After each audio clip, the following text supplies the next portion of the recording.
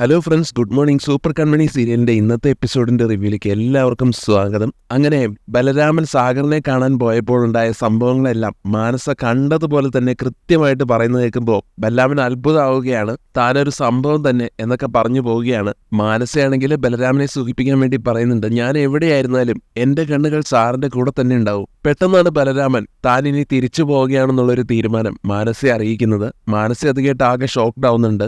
മാനസ മനസ്സിൽ ചിന്തിക്കുന്നുണ്ട്, ഒരിക്കലുമില്ല, ബലരാമൻ തിരിച്ചു പോയാൽ പിന്നെ ഞാൻ വിചാരിച്ച കാര്യങ്ങളൊന്നും കൃത്യമായിട്ട് എനിക്ക് നടത്താൻ പറ്റില്ല. അതുകൊണ്ട് ബലരാമൻ ഇവിടെ തന്നെ വേണം. എന്നിട്ട് ബലരാമനോട് പറയുന്നുണ്ട്, ബലരാമൻ സാറ് പോയി കഴിഞ്ഞാൽ ഞാൻ അച്ഛൻ്റെ അമ്മയുടെയും അവസ്ഥ ആലോചിക്കുകയായിരുന്നു. അന്ന് എന്നോട് പറഞ്ഞിരുന്നല്ലോ അച്ഛനും അമ്മയ്ക്കും ഒരുപാട് ഭീഷണികളുണ്ടെന്ന്. അപ്പോൾ അവര് ശത്രുക്കളുടെ കയ്യിലേക്ക് എറിഞ്ഞു കൊടുക്കാൻ പോവുകയാണോ? അവസരം നോക്കിയിരിക്കുന്നവർ പ്രാർത്ഥിക്കുന്നത് കൃത്യമായൊരു സമയം കിട്ടാനായിരിക്കും. അങ്ങനെ ഒരു സമയം സാറ് തന്നെ ശത്രുക്കൾക്ക് ഉണ്ടാക്കി കൊടുക്കുകയാണോ? അച്ഛനെയും അമ്മയും തിരിച്ചു കിട്ടിയത് മഹാഭാഗ്യമാണ്. ആ ഭാഗ്യം കൈവിട്ട് കളയുന്ന പോലെ ആയിപ്പോവില്ലേ ഇത്? സാർ അച്ഛൻ്റെ അമ്മയുടെയും അനിയന്റെയും അനിയത്തിയുടെയും ഒക്കെ ഒപ്പം നിൽക്കണമെന്നാണ് എന്റെ ആഗ്രഹം. ബലരാമനാണെങ്കിലും പറയുന്നുണ്ട്, അപ്പോൾ താൻ പറയുന്നതൊക്കെ ശരിയാണ്, എന്റെ മോഹം അത് തന്നെയാണ്. എന്തായാലും ഞാൻ എന്റെ തീരുമാനങ്ങൾ തിരുത്താൻ പോവുകയാണ്. തൽക്കാലം ഞാൻ തിരികെ പോകുന്നില്ല.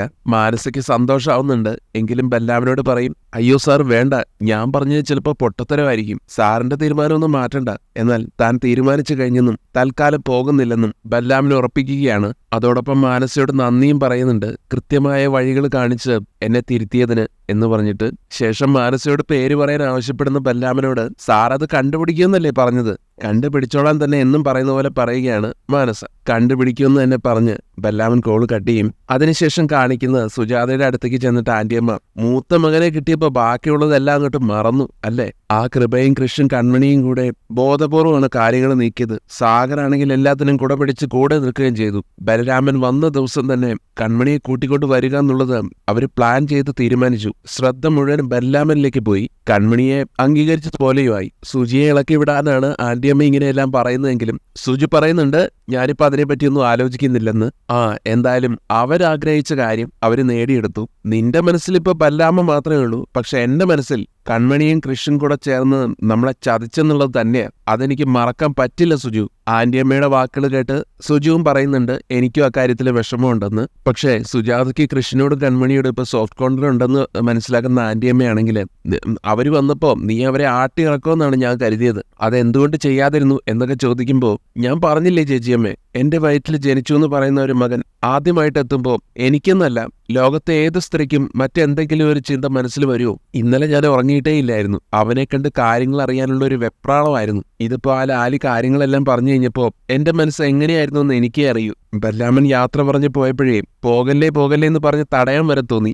ആന്റിയമ്മയ്ക്ക് അത് കേട്ട് ദേഷ്യം വരുന്നുണ്ട്. ബലരാമനെ കുറിച്ച് മാത്രം സംസാരിക്കുന്നു. അപ്പൊ ഇനിയിപ്പോ കൃഷ്ണന്റെയും കൺമണിയുടെയും കാര്യം നമുക്കങ്ങ് മറന്നേക്കാം.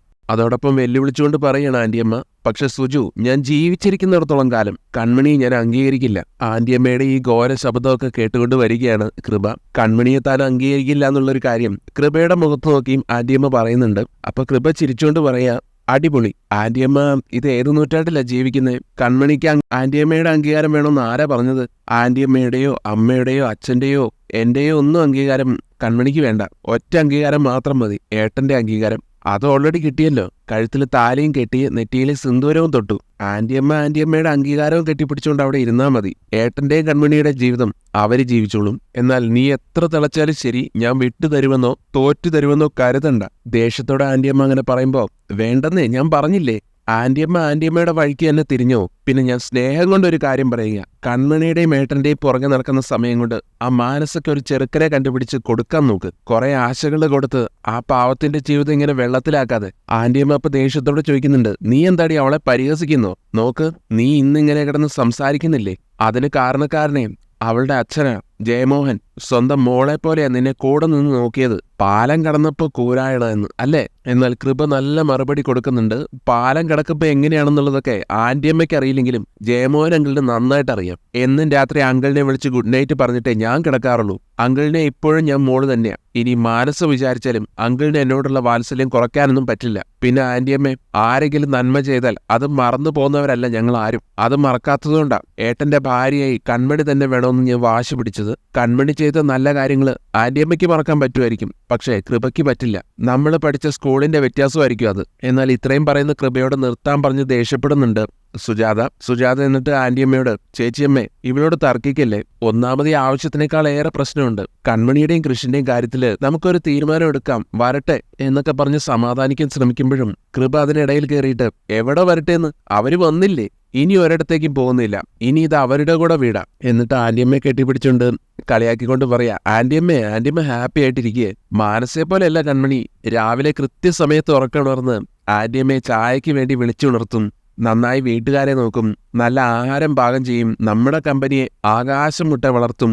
മാറ്റങ്ങളെ അംഗീകരിച്ച് കൂടെ നിന്നാലേ സന്തോഷമായിട്ട് ജീവിച്ചു പോവാം, അതല്ല എതിർക്കാൻ നിന്നാൽ രക്ഷയില്ല ആന്റിയമ്മ, തോറ്റു പോകത്തേയുള്ളൂ എന്നെല്ലാം പറഞ്ഞുകൊണ്ട് നല്ല ഡോസ് കൊടുക്കുന്നുണ്ട് ആന്റിയമ്മയ്ക്ക് ഒട്ടും രസിക്കുന്നില്ല. സുജുവിനോടാണ് ചെന്ന് പരാതി പറയുന്നത്. സുജു, അവള് പറഞ്ഞിട്ട് പോയത് കണ്ടില്ലേ, ഞാൻ തോറ്റു പോകുമെന്ന്. നീ നോക്കിക്കോ, ഞാനങ്ങനെ തോൽക്കാനൊന്നും പോകുന്നില്ല. മാനസയെ ഞാൻ ഈ വീട്ടിൽ തന്നെ എത്തിക്കും, നടക്കാൻ പോകുന്നതൊക്കെ കാത്തിരുന്ന് കണ്ടോ. ഇങ്ങനെ ശബ്ദം ചെയ്യുന്നുണ്ട് ആന്റിയമ്മ വീണ്ടും. സുജു ആണെങ്കിൽ വിഷമത്തിൽ തന്നെ നിൽക്കും. അതിനുശേഷം കാണിക്കുന്നത് കൃഷും കൺമണിയും പോയിക്കൊണ്ടിരിക്കുമ്പോൾ ഗുണ്ടസുനെയും കൃഷിന്റെ വണ്ടിക്ക് കൈ കാണിച്ച് നിർത്തുകയാണ്. എന്താ കാര്യമെന്ന് കൃഷി ചോദിക്കുമ്പോൾ, അത് പിന്നെ ഞങ്ങളുടെ വണ്ടിയുടെ ബാക്ക് ടയർ പഞ്ചറായി, വണ്ടിയിൽ ജാക്കിയില്ല, ഒന്ന് ഹെൽപ്പ് ചെയ്യാമോ.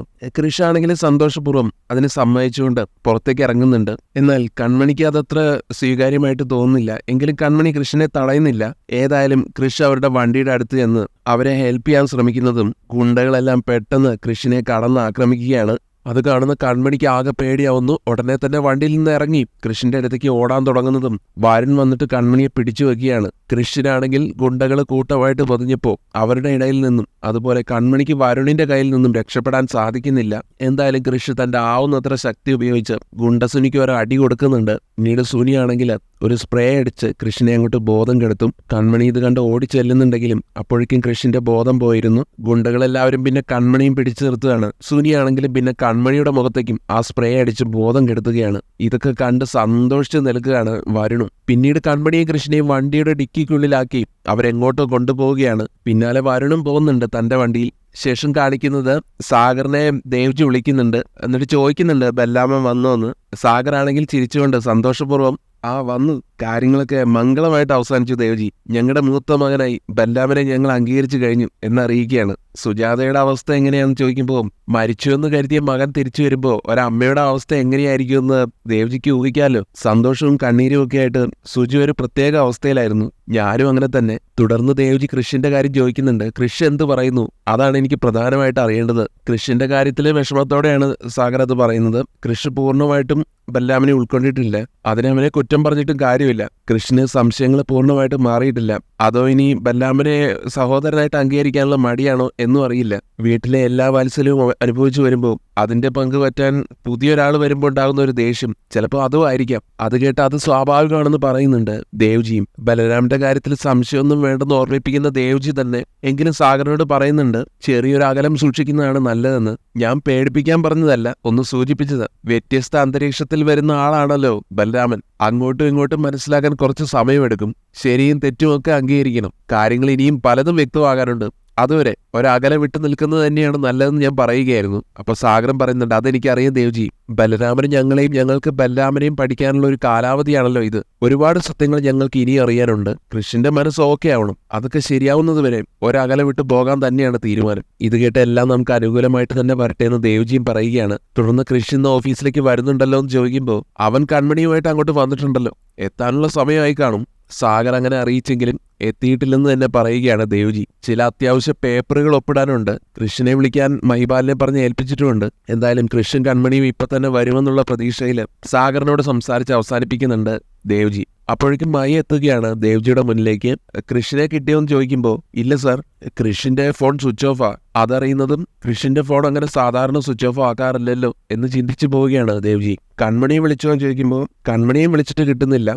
സിറ്റിയിലായിരിക്കുമല്ലോ ഇപ്പൊ അവരുള്ളത്, അതുകൊണ്ട് റേഞ്ചിന്റെ പ്രശ്നം ഉണ്ടാവാൻ സാധ്യതയില്ല എന്നും മഹി അറിയിക്കുന്നുണ്ട്. അവർക്ക് എന്ത് പറ്റിയതായിരിക്കും എന്ന് ആലോചിച്ച് നിൽക്കുന്ന ദേവ്ജിയോട്, ഇനി വീട്ടുകാരൊക്കെ അംഗീകരിച്ച സ്ഥിതിക്ക് അവർ രണ്ടും കൂടെ ഹണിമൂണിനെങ്ങാനും പോയി കാണുമോ എന്ന്. തുടർന്ന് ദേവ്ജി ആ സംശയം തീർക്കാൻ വേണ്ടിയിട്ട് വീണ്ടും സാഗറിനെ വിളിച്ചിട്ട്, കൃഷിയും കൺമണിയും ഇങ്ങോട്ട് തന്നെയാണല്ലോ വന്നത്, അതോ മറ്റെവിടെയെങ്കിലും പോകുമെന്ന് പറഞ്ഞു. കൃഷിനെയും കൺമണിയും വിളിച്ചിട്ട് കിട്ടുന്നില്ല. രണ്ടുപേരുടെയും ഫോൺ സ്വിച്ച് ഓഫാ. ഇത് കേട്ട് സാഗറാണെങ്കിലും അന്തിക്കുന്നുണ്ട്. സ്വിച്ച് ഓഫോ? അതെന്ത് പറ്റി? ദേവ്ജിയും സാഗറിനോട് പറയുന്നുണ്ട്, താൻ ടെൻഷൻ ആവുകയൊന്നും വേണ്ട, നമുക്ക് നോക്കാം, അവർ വരുമായിരിക്കും. ശരിയെന്ന് പറഞ്ഞ് ഫോൺ വയ്ക്കും. സാഗറിനും പിന്നീട് മനസ്സമാധാനം നഷ്ടപ്പെടുന്നുണ്ട്. കൃഷിന്റെയും കൺമണിയുടെയും ഫോണിലേക്കൊക്കെ മാറി മാറി വിളിച്ചു നോക്കുന്നുണ്ട്. രണ്ടും സ്വിച്ച് ഓഫ്. അതിനുശേഷം കാണിക്കുന്നത് കൃഷിനെയും കൺമണിയും വിശ്വനെയും ഒരു കാട്ടിലേക്ക് എത്തിച്ചിരിക്കുകയാണ്.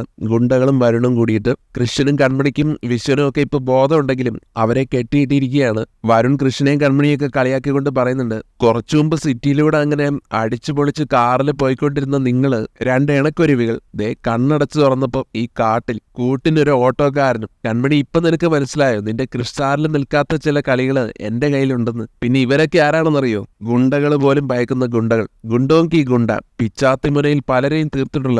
ആ ഗുണ്ടയാണ് എനിക്ക് വേണ്ടി എന്ത് ചെയ്യാനായിട്ട് ഒരുമ്പിട്ട് നിൽക്കുന്നത്. പറഞ്ഞ കാശ് സമ്മതിച്ചാണ് ഞാൻ അവരെ ഇറക്കിയിരിക്കുന്നത്. എടാ കൃഷേ, നിന്റെ മരണം ഈ കാട്ടില, കൺമണിയുടെ ജീവിതം എന്റെ വീട്ടിലും. കൺമണിയും കൊണ്ട് ഞാനങ്ങോട്ട് നാട് വിടുക. കൃഷി ദേഷ്യത്തോടെ തന്നെ വരുണോട് തിരിച്ചു പറയുന്നുണ്ട്, എടാ വരുണെ, നീ മര്യാദക്ക് എന്റെ കെട്ടയച്ചു വിട്ടു. എന്റെ സ്വഭാവം നിനക്ക് അറിയാലോ. ആ, നിന്നെ എനിക്ക് നന്നായിട്ട് അറിയാം, പക്ഷെ നിനക്ക് എന്നെ അറിഞ്ഞൂടാ. ഗുണ്ടകളുമായിട്ടുള്ള എന്റെ കമ്പനി നിനക്ക് അറിയില്ലല്ലോ. ആ, നീ തീർന്നടാ.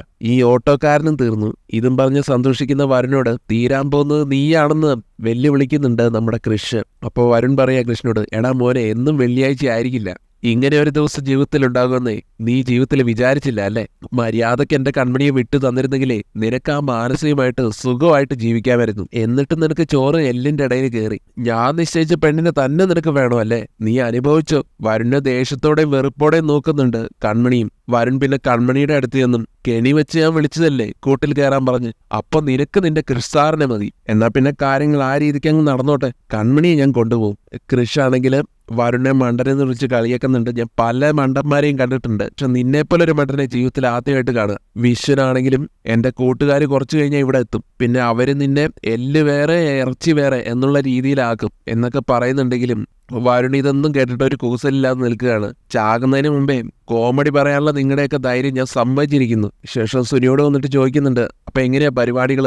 ആദ്യം ഇവന്മാരെ തീർത്തിട്ട് കൺമണി എന്റെ കൂടെ അയക്കുന്നു, അതോ കൺമണി എന്റെ കൂടെ അതിർത്തി കടത്തിയിട്ട് ഇവന്മാരെ തീർക്കുന്നു? സുനി എന്ത് ചെയ്യുന്നെങ്കിലും അത് ക്യാഷ് കിട്ടിയിട്ടേ ഉള്ളൂ എന്നുള്ളൊരു തീരുമാനത്തിലാണ്. പറഞ്ഞിരിക്കുന്ന ക്യാഷ് തരാൻ തന്നെ ആവശ്യപ്പെടുകയാണ് വരുണിനോട്. കൃഷാണെങ്കിൽ അവിടെ നിന്നിട്ട് പറയുന്നുണ്ട് വരുണിനോട്, വരുണെ, ജീവൻ വേണമെങ്കിൽ നീ ഞങ്ങളെ അയച്ചു വിട്ടോ, അതാണ് നിനക്ക് നല്ലതെന്ന്. വരുൺ അതിനെല്ലാം കളിയാക്കുന്ന രീതിയിലാണ് കൃഷ്ണനോട് പ്രതികരിക്കുന്നത്. പിന്നീട് ഒട്ടും താമസിച്ചില്ല, സുനിക്ക് കൊടുക്കാനുള്ള പൈസ എല്ലാം എടുത്തു കൊടുത്ത് കാര്യങ്ങളെല്ലാം വേഗത്തിലാക്കാൻ നോക്കുകയാണ് വരുൺ. ക്യാഷ് അങ്ങനെ ഓൺലൈനായിട്ട് കൊടുക്കാൻ നോക്കുന്നതും പൈസ സെൻഡ് ആവുന്നില്ല. അത് കാണുമ്പോൾ വരുൺ ചിലപ്പോൾ ഇവിടെ റേഞ്ച് ഇല്ലാത്തതുകൊണ്ടായിരിക്കും, കാർഡല്ലേ അതുകൊണ്ടായിരിക്കും. പക്ഷെ അത് സാരമില്ല, നിങ്ങൾ നിങ്ങളുടെ ജോലി നോക്കിക്കോ, റേഞ്ച് കിട്ടിയിട്ട് ഞാൻ പണം തരാം എന്നൊക്കെ പറയുന്നുണ്ടെങ്കിൽ പോലും ഗുണ്ടസുനി അതിന് സമ്മതിക്കുന്നില്ല. ആദ്യം പറഞ്ഞ ക്യാഷ് എടുക്ക്, തന്നെയൊന്നും വിശ്വസിക്കാൻ പറ്റില്ല. വരുൺ പിന്നെയും പറയുന്നുണ്ട്, ഞാനങ്ങനെ പറ്റിക്കൊന്നുമില്ല, ഞാൻ നല്ല സത്യസന്ധന, വേണമെങ്കിൽ കൺമണിയോട് ചോദിച്ചു നോക്ക്. അല്ലേ കൺമണി? കൺമണി വല്ലാത്തൊരു നോട്ടം നോക്കുകയാണ് വരുണിനെ. അപ്പോൾ